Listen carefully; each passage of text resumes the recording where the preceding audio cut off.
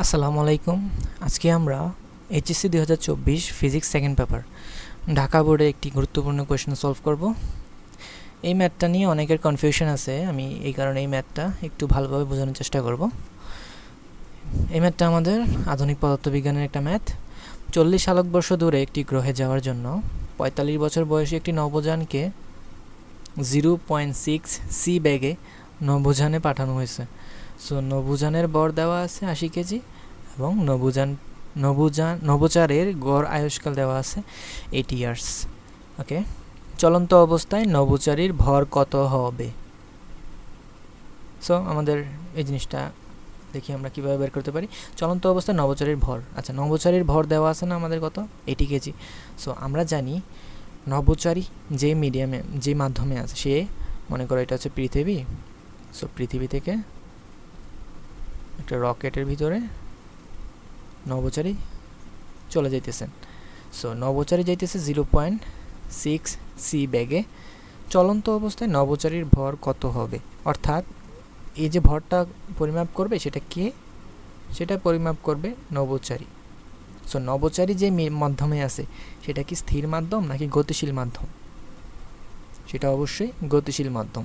So গতিশীল মাধ্যমে থাকলে তার যে প্রকৃত ভর সেটা কিন্তু আগের ভরের চেয়ে বেশি হবে। সো আমরা জানি তার যেই রেস্ট মাস সেটা আমাদের এখানে দেওয়া আছে 80 কেজি। সো রেস্ট মাস যদি 80 কেজি দেওয়া থাকে, আমাদের এম নট হচ্ছে রেস্ট মাস, সেটা হচ্ছে 80 কেজি। আর আমাদের 1 - v² বাই সি স্কোয়ার, আমাদের ভি এর মান দেওয়া আছে 0.6 c. So 0.6 square c square, নিচে আরেকটা সি স্কোয়ার আসবে। সো আমরা যদি এখন একটু ক্যালকুলেশন করি, আমরা দেখব আমাদের ভর হবে 100 কেজি। ঠিক আছে, সো আমাদের ভরের মান 100 কেজি বের হয়ে গেছে। এখন আমাদের কী বের করতে হবে? আচ্ছা, এটা গেল গ নাম্বারটা। সো তারপর আসো যে ঘ নাম্বার কোয়েশ্চেনটা। সো ঘ নাম্বার কোয়েশ্চেনটায় কী বলছে? উদ্দীপকের তত্ত্ব অনুযায়ী নভোচারী ওই গ্রহে জীবিত পৌঁছতে সক্ষম হবে কি না গাণিতিকভাবে যাচাই করো। সো এই ম্যাথটা করার কিন্তু অনেকগুলো প্রসিডিউর আছে বা অনেকগুলো ওয়ে আছে। আমরা একটা ওয়েতে করবো এবং আরেকটা ওয়ে নিয়ে আলোচনা করব। একটা ওয়ে হচ্ছে, মনে করো এখান থেকে সে যাত্রা শুরু করছে, তাকে পৌঁছাইতে হবে এইখানে। সো ডিস্টেন্সটা কতটুকু? ডিস্টেন্সটা এখানে বলা আছে 40 আলোকবর্ষ দূরে। এখন আমাদের এখানে বলা আছে 1 আলোকবর্ষ এত। সো আমাদের 40 আলোকবর্ষে কত হবে? 14 ইন্টু এই যে ভ্যালুটা আছে সেটা। সো সেই যে ডিস্টেন্সটা আমাদের পাড়ি দিতে হবে, সেই ডিস্টেন্সটা হবে 3.78 ইন্টু 10⁻17 মিটার। আচ্ছা, এই ডিস্টেন্সটা পাড়ি দিতে হবে। সো এই ডিস্টেন্স পাড়ি দিতে হইলে তার বয়স অলরেডি 45 বছর। সো তার আয়ুষ্কাল তো কত? 80 বছর।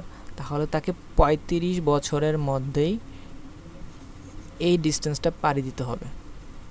আচ্ছা, এই যে 35 বছর হিসাব, সেটা কার ভিত্তিতে হবে? সেটা কিন্তু সে পরিমাপ করতে হবে 35 বছর হিসাবে। ঠিক আছে, অর্থাৎ সে মাপতে হবে 35 বছর হিসাব। সো সে যদি 35 বছর হিসাব পরিমাপ করে, তাহলে পৃথিবীতে যে ব্যক্তি পৃথিবীতে অবস্থানরত যদি কেউ তার বয়স, অর্থাৎ সে এখান থেকে এখানে যেতে কতটুকু সময় লাগবে সেটা যদি পরিমাপ করতে চায়, অর্থাৎ কেউ যদি আমাদের টি বের করতে চায়, তাহলে সেটা কত হবে? T is equals to t naught root over 1 - v² by c square. আমরা ধরে নিলাম যে সে 35 বছরে এখান থেকে এখানে পৌঁছে গেছে। তাহলে এটা যদি হয়, তাহলে পৃথিবীতে অবস্থানরত কেউ কত দেখবে যে কত সময়ে সে ওখানে পৌঁছেছে, কত বছরে পৌঁছেছে। আমরা যদি এখানে একটু দেখি 1 - v² by c square. So এটা যদি আমরা ক্যালকুলেশন করি, আমরা দেখব 35 divided by root over 1 - 0.6 square, আমাদের এখানে প্রায় আসে 43.75 ইয়ার্স। অর্থাৎ এই বছরের ভিতরে তাকে এই বেগ নিয়ে এই দূরত্ব পাড়ি দিতে হবে। এখন আমরা দেখি দূরত্বটা হয় কি না। অর্থাৎ D prime is equals two, তাকে এই বেগে যাইতে হবে এই সময়ের ভিতরে। সো সিটি, আচ্ছা সিটি না লিখে আমরা ব্যাগের মানটা ডাইরেক্ট লিখে ফেলি। 0.6 ইন্টু ব্যাগ হচ্ছে 3 ইন্টু 10⁸8 মিটার।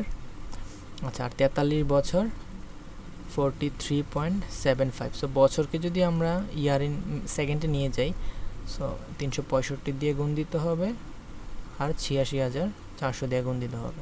ঠিক আছে, আমরা যদি এখন একটু ম্যাথটা একটু করি, 0.6 into 3 into 10 to the power 8 into 43.75 365 into ৮৬,৪০০।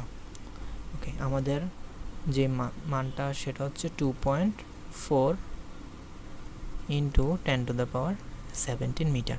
অর্থাৎ সে যদি 35 বছরেই যদি সে এখানে যাইতে পারতো তার নিজের হিসাবে, তাহলে পৃথিবীর হিসেবে সে যাইতে লাগতো 43.75 ইয়ার্স।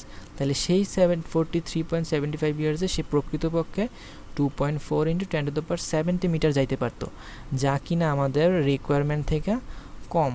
অর্থাৎ সেই ডি এর মানটা ডি প্রাইমের চেয়ে কী হবে, বেশি হবে, কারণ 3.7 10 টু দ্য পাওয়ার 7 মিটার গেলে সে পৌঁছতে পারতো। সো সে পৌঁছতে সক্ষম হবে না। এটা গেল একটা প্রসেস।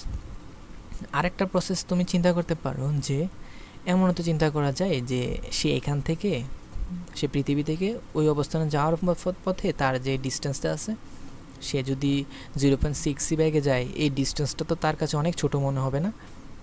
সো এই ডিস্টেন্সটা অর্থাৎ টাইম যদি তুমি লেন্থ কন্ট্রাকশন দিয়ে যদি করতে চাও ম্যাথটা, সেটা দিয়ে করলেও হবে।